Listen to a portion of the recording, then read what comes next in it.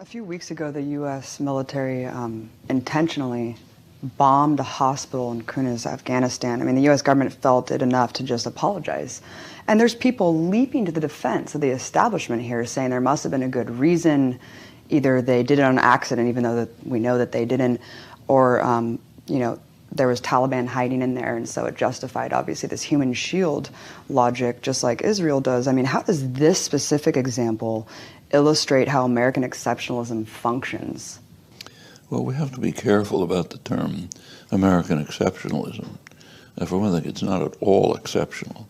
Every imperial power has behaved the same way, sometimes worse. So it's just normal imperial practice. It's called exceptionalism, but nothing about that. Of course, it's supposed to be exceptional in that we have the highest ideals. So maybe we make mistakes, but it's always with the highest ideals. That's American exceptionalism. Except that, too, is true of just about every imperial power. So when the British were destroying the world, they were always doing it with the absolutely highest ideals, the leading figures, leading intellectuals, people like John Stuart Mill, estimable people, were describing England as an angelic country beyond anything that anyone's ever imagined. People can't understand how marvelous we are, and so on. The French were the same. It's hard to find an exception. So there's no exceptionalism. In the case of the Kunduz hospital, apparently, I don't think all the details have come out, but it seems that they were trying to kill some people they regarded as Taliban leaders or activists, and they happened to be in the hospital, so they killed everybody. And there is a lot of criticism of killing the others. What about killing the person they were targeting? I mean, what right do we have to kill somebody in some other country who we don't like? I mean, I don't like them either, don't like the Taliban at all. But does that mean we have a right to go kill them? I mean, do they have a right to go kill us if they don't like us? That's not questioned at all. What's questioned is, and criticized, is attacking a hospital and killing the staff and killing the patients. And, it's not the first time. So, for example, when the U.S., one of the lauded achievements of the U.S. Army in Iraq is the conquest of Fallujah in November 2004. Take a look at it. Just take a look at the New York Times, the days of the attack on Fallujah. The first day of the attack, there's a picture on the front page. You can practically visualize it, which is a picture of the General Hospital in Fallujah. Marines attacked the General Hospital, threw the patients off their beds, put them on the floor, put shackles around them, threw the doctors on the floor. Attacking a hospital is a gross violation of international law. But they were asked, why did you attack it? They said because it was a propaganda agency for the rebels. How was it a propaganda agency? It was releasing casualty figures. That was okay. That's an achievement. But even beyond that, what were the Marines doing in Fallujah?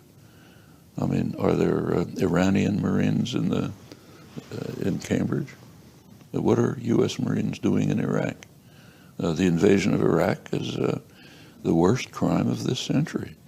It's had horrible effects, but it's now spawned sectarian conflicts that are tearing the region apart. But suppose it had worked. Suppose it had pacified Iraq and there was no disasters. It's still a major crime. Why do we have the right to invade another country? And in fact, if you look back, there's another crime which is never discussed. In the 1990s, the sanctions on Iraq were so severe that they virtually destroyed the society. In fact, the sanctions were administered by the United Nations, and the international diplomats who administered the sanctions were respected international diplomats. Dennis Halliday, Hans von Sponeck. They both resigned in protest. on the grounds that the sanctions were genocidal. Their term, not mine. They said the sanctions are genocidal, they're destroying the society, they're strengthening the dictator, they're forcing the population to rely on him for survival, and probably they saved him from being overthrown from within, as happened to one after another, a dictator of the same sort. That was the 1990s. That's considered no problem. You know, that was liberal Democrats. Well, I mean, by the time that Bush and Blair decided to invade Iraq, the society was half devastated. So you hit a very fragile system with a sledgehammer, you're going to have horrible results. And but the very idea of invading is criminal, and try to find someone who describes it as a crime.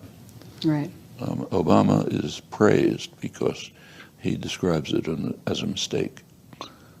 Does he describe it as a crime? Does anyone? Except way out at the fringes. It was the dumb war, right? And dumb war. Yeah, we dumb shouldn't war. do dumb things. We do smart things. Yeah, we do smart wars. That's like German generals after Stalingrad, who said it's really stupid to have a two-front war. We should have destroyed England first. Well, I always think it's interesting that people use the rationale that we didn't find WMDs as if that would have been a rationale to invade and occupy a country, finding weapons of mass destruction. I mean, it's insane. Not. And in fact, completely insane. You know, if they're concerned about weapons of mass destruction, there are ways to proceed. The UN inspectors are doing a fine job. Actually, pretty much the same, similar questions arise in the case of the Iran nuclear deal. So Iran, according to the United States, poses a grave threat to the world. That's pretty much an American and Israeli obsession. Most of the world doesn't see it that way. But let's say it's a threat. Suppose Iran poses a threat. Are there simple ways of dealing with this? In fact, there are. And in fact, very popular ones. The best way to deal with it would be to work towards instituting a nuclear weapons-free zone in the region. That's supported by almost the entire world. It's strongly supported by Iran. In fact, they're one of the leading advocates of it. Yeah, when you're not even acknowledging that Israel has them, then that's the problem. The U.S. won't permit it because it does not want Israeli nuclear weapons to be open to inspection. So therefore, we block the obvious way to deal with whatever problem there is. And it is supported by virtually the entire world. Comes up every 5 years at the Non-Proliferation Treaty Review Conference. And in fact, the continuation of the Non-Proliferation Treaty is actually contingent on doing this. That was agreed 20 years ago. That's the most important arms control treaty there is. If that treaty collapses, we're gone. Everybody will have nuclear weapons and be using them.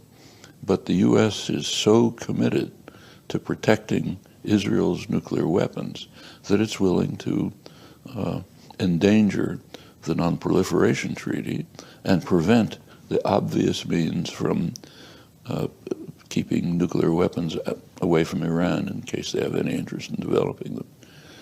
Do you see a word of discussion of this outside of the arms control literature? And I write articles, but way out at the fringes.